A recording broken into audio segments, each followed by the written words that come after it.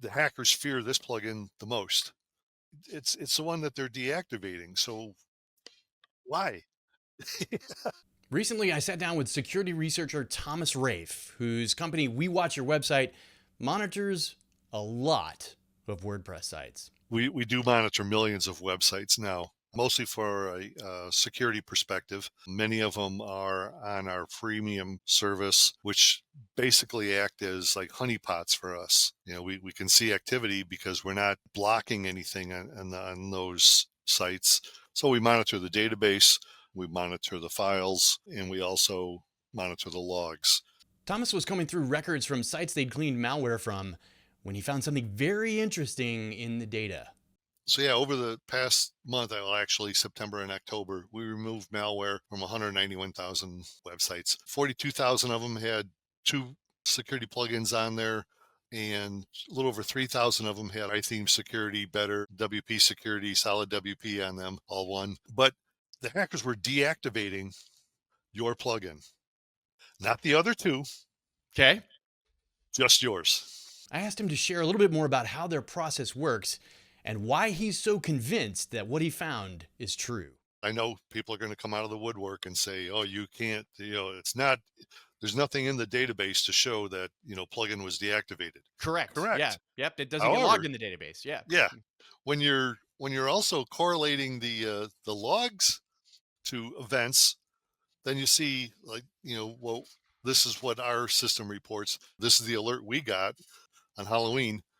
This IP, this user agent, and it like in the log file you see plugin dash install.php ampersand deactivation blah blah blah.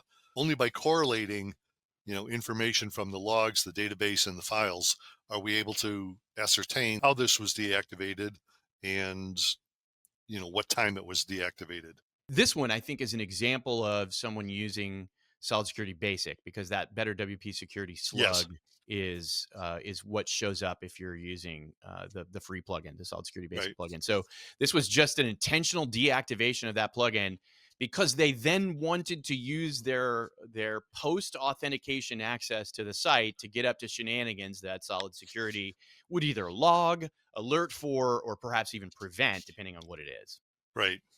Yeah, Yeah. and that's why I said, that a testament to which plugin they feared the most. Yeah. It's like the least used possibly out of all three, but yet Sure. it's the one that they're deactivating. So why?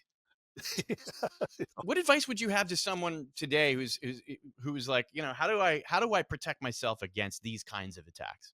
For me, and I've been a big fan, solid security, but go through the steps. Hopefully, you can post a link to the instructions on how to set up the passkeys and use them. These were all stolen credentials. Some of these were stolen sessions. Some of these were stolen username and password.